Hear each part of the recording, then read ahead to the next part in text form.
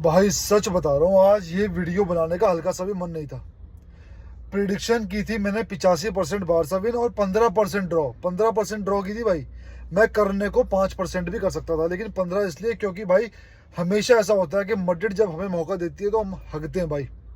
और यहाँ पे हगने की पॉसिबिलिटी सिर्फ देखा जाए तो 2% थी, पॉइंट्स ड्रॉप इंक्लूडिंग ड्रॉ। मैंने फिर भी भाई 15% दिया, इन्होंने वो भी करके दिखा दिया।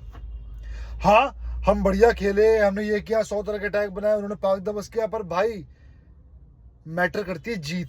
ठीक है, बड़े मैचेस में, मीडियम मैचेस में, कई मैचेस ऐसे होते हैं जिनका इतना कोई खास फर्क पड़ता नहीं, तो उसमें रिजल्ट ऊपर नीचे चलते हैं। लेकिन जब भी डिसाइसिव मैच होता है, बारसा का पिछले 2-3 सालों में भाई हर बार हगना, हर बार पॉइंट्स ड्रॉप करना, ये हर बार का हो चुका है भाई।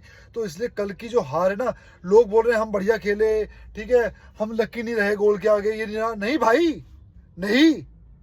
लेवेंडोव्स्की को इतने चांसेस मिले, मैं ये नहीं बोल रहा हूँ कि एक मैच से वो बुरा हो गया, ठीक है, मैं ये नहीं कह रहा हूँ कि एक मैच से सारी टीम बुरी हो गई, नहीं। लेकिन भाई लेवेंडोव्स्की को जब पास दिया था, आई थिंक पेड्री ने दिया था, क्या बढ़िया कंट्रोल किया था। उस शॉट में पावर क्यों नहीं थी?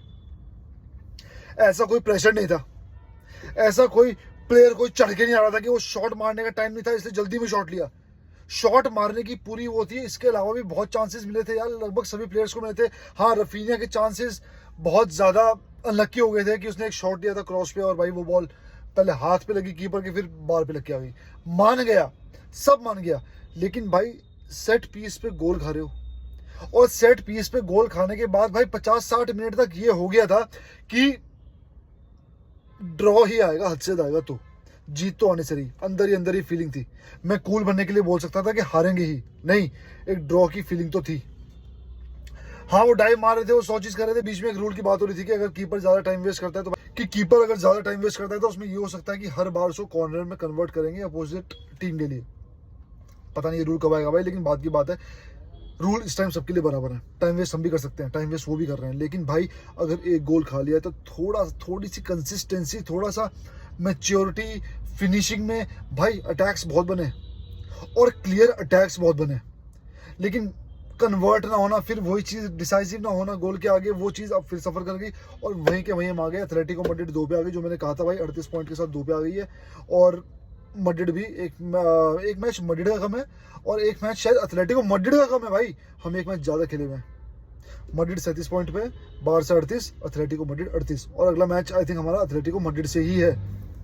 भाई चीजें थोड़ी देखो, मैंने चैंपियंस लीग की वीडियो के बाद, मतलब मैं चैंपियंस लीग के मैच के बाद, रिजल्ट के बाद आफ्टर डॉर्टमुंड, भाई मैंने ये कहा था कि ला लीगा में बार्सिलोना इस टाइम बहुत वीक चल रही है, लेकिन चैंपियंस लीग में डिफरेंट ग्रेवी है। तो मुझे इस टाइम वो फील होकर दे रहा है कि बारसा में शायद मैड्रिड का वो आ गया भाई, डीएनए आ गया है कि लीग में हगेंगे और चैंपियंस लीग में चढ़ेंगे।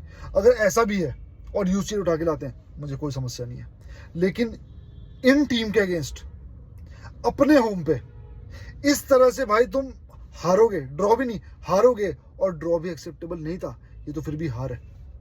तो यार समझ नहीं आई चीजें। बाकी मैं बात करूं बाल्डे की, बाल्डे का गेम मुझे बहुत अच्छा लगा भाई। थोड़ी सी एक चीज मिसिंग है, जो रन में वो थोड़ा ज्यादा बह जाता है तो टाइमली बॉल रिलीज नहीं कर पाता। उसके अलावा क्रॉसेस बहुत बढ़िया थे, सब कुछ बहुत बढ़िया था। बाल्डे इंप्रूव कर रहा है, यमाल पे नॉक लगा, और यमाल ऑलवेज भाई great, Raphinha always great, Pedri.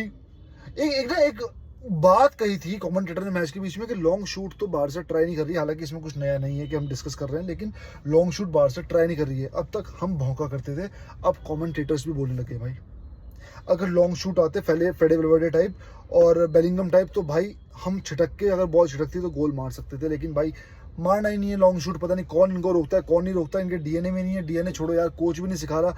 मैं कोच हूँ या आप लोग कोच हो भाई, आप भी बोल दोगे कि हाँ भाई लॉन्ग शूट मार।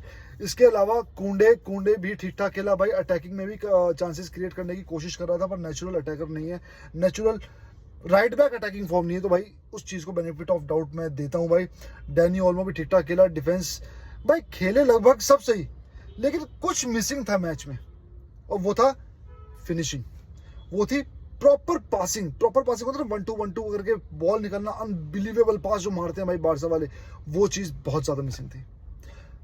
डिमोटिवेट नहीं हुआ क्योंकि लीग बहुत बड़ी है, ठीक है। और जैसा कल कहा था मैंने कि भाई मैड्रिड बारसा को जिताना चाह रही है, बारसा मैड्रिड को जिताना चाह रही है, और ये दोनों शायद एथलेटिको मैड्रिड को जिताना चाह रहे हैं, तो वो चीज़ बात की बात है। पर लीग बड़ी है, जिस हिसाब से इन दोनों टीम्स की फॉर्म चल रही है, तो भाई पॉइंट्स आगे भी जाके ड्रॉप होंगे।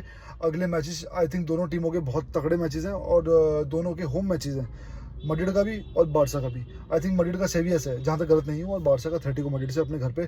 तो एक और डिसाइसिव वीक होगा भाई, होप फॉर द बेस्ट। तब तक के लिए विस्कल बारसा।